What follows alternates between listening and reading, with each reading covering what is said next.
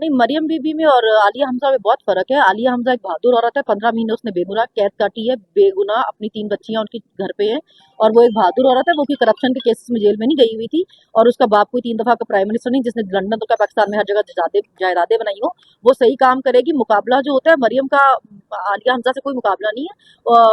वो एक वोट चोरी करके ज़बरदस्ती फॉर्म 47 पे बैठी हुई हैं और आलिया अपने हल्के से फॉर्म 45 पे जीती हुई है। जी, पुलिस आपने देखा जिस तरह आलिया पीछे-पीछे उसकी आलिया के और आलिया ने मुकाबला किया जी। हमने पहले भी मुकाबला किया, आगे भी मुकाबला करेंगे। हमारा तो ये औरतों का ही मुकाबला नहीं कर सकते। चीफ मिनिस्टर साहिबा को थोड़ी शर्म होनी चाहिए, वो खुद औरत है और सारी पंजाब की पुलिस उन्होंने औरतों के पीछे ही छोड़ी हुई है। अच्छा, एक और ये बताइएगा कि अभी जो तनकीद हो रही है तहरीक इंसाफ की क़यादत पे, तो अली मीर गंडापुर जुनैद अख्तर के बारे में इख्तिलाफ़ात है लीडरशिप के। दूसरा ये कहा जा रहा है कि आप लोगों को भी तनकीद होती है कि आप टिकटॉक की लोग तहरीक इंसाफ टिकटॉक पे आ रही है, क्या कहेंगे? देखिए, तहरीक इंसाफ ने सोशल मीडिया से इलेक्शन जीता, पूरा हल्कों में तो हम जा नहीं सकते थे, हमें इजाज़त नहीं थी, ना कोई कैंपेन कर सका। खैर हम तो उस वक़्त जेलों में थे। कोई कैंडिडेट नहीं जा सकता था, जो जाता था उसको उठा लेते थे। इवन जिन्होंने कागज़ात जमा कराए, जो उनके ताईद कुंदा, जो दूसरे वो होते थे, सबको उठा के ले जाते थे पुलिस। तो हमने तो सोशल मीडिया के सर पे जीता है सारा इलेक्शन। वो टिकटॉक हो या ट्विटर हो या फेसबुक हो या कोई भी हो, तो सोशल मीडिया आप आपने देखना कि आप यूज़ किस तरह कर रहे हैं। आप उसको ड्रामेबाज़ी में यूज़ करें या आप उसको कोई उसका सही प्रोडक्टिव के साथ अच्छा यूज़ कर रहे हैं उसका। तो हमारा सोशल मीडिया जो हम यूज़ करते हैं और टिकटॉक या जो भी हो हम अपने बेहतरी के लिए करते हैं। हम कोई नाच गा तो रहे नहीं है टिकटॉक पे। तो हम बहुत सीरियस है अपनी चीज़ों को लेके। हमने सोशल मीडिया से अपनी पार्टी सारी जो है ना मेंटेन रखी है। तो आगे भी इस तरह रहेंगे, हम चीज़ों का सही इस्तेमाल करें। हमने कोई ड्रामेबाज़ी नहीं लगाई। अच्छा, जैसे आप सिर्फ सोशल मीडिया से क्या इमरान खान साहब की रिहाई मुमकिन हो सकती है? उसके लिए तो या तो आपको मुज़ाकरात का एक चीज़ अमल पूरा उतना पड़ेगा, कॉम्प्रोमाइज़ करना पड़ेगा कुछ अपनी डिमांड्स पर, या तो आपको अपने स्ट्रीट प्रोटेस्ट के थ्रू जी सर, खान साहब जो खान साहब बाहर हैं वो अदालतों के थ्रू आ सकते हैं। उन पे जितने भी झूठे केस बने हुए हैं वो अदालतों के थ्रू खत्म हो सकते हैं। जजेस को हिम्मत करनी पड़ेगी।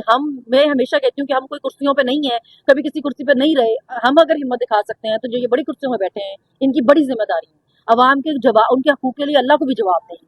तो इनको हिम्मत करनी पड़ेगी। इनको देखना पड़ेगा कि एक बंदे पे इतने झूठे केस बनाए हुए हैं सिर्फ उसको जेल में रखने के लिए। तो ये इंसाफ करें। इनसे हम किसी और चीज की डिमांड नहीं कर रहे, हम सिर्फ इतना चाहते हैं कि ये इंसाफ करें जो इनकी कुर्सी जिसके लिए बैठे हुए हैं। अच्छा, जैसे आपने मरियम नवाज का जिक्र किया, फॉर्म 47 की वो है, और टिकटॉक का भी जिक्र किया, लेकिन इस वक्त हम ये देख रहे हैं कि वो स्कॉलरशिप वगैरह दे रही है और मुख्तलिफ प्रोजेक्ट का इफ्तिताह भी कर रही है। लेकिन अली अमीन गंडापुर साहब के बारे में तो हमारे केपीके में सुनने में ये आ रहा है करप्शन हो रही है और इमरान खान ने एक टीम भी बना दी है कि वहाँ पे करप्शन की तहकीकात की जाए। तो इसका कंपैरिजन कैसे फिर किया जाएगा? अली अमीन साहब का वही हाल है कि हम जो अपना सारा केपी का जो सारा पैसा लग रहा है वो लोगों पे लग रहा है। वो चाहे जिनको मिलिट्री से सजाए हुए इतने गरीब लोग हैं उनके घरों पे चाहे जाता हो, या जो सेहत कार्ड हो या लंगर खाने हो, या वो नशे वाले लोगों के लिए जो कर रहे हैं या एजुकेशन में जो कुछ कर रहे हैं, वो सिर्फ ड्रामेबाजी नहीं कर रहे। देखिए वो सारा जो अवाम का पैसा है वो इश्तिहारों पे नहीं लगा रहे, अपने फोटोशूट पे नहीं लगा रहे। अगर आपका मतलब है कि अली अमीन ये करे कि पूरे केपी को अपनी तस्वीरों से भर दे, जैसे मरियम नवाज ने पूरा पंजाब अपनी तस्वीरों से भरा हुआ है, तो वो फिर अवाम के पैसे में भर रहा है ना। या तो वो लोगों को बताएंगे उन्होंने जाती पैसे खर्च किए अपने।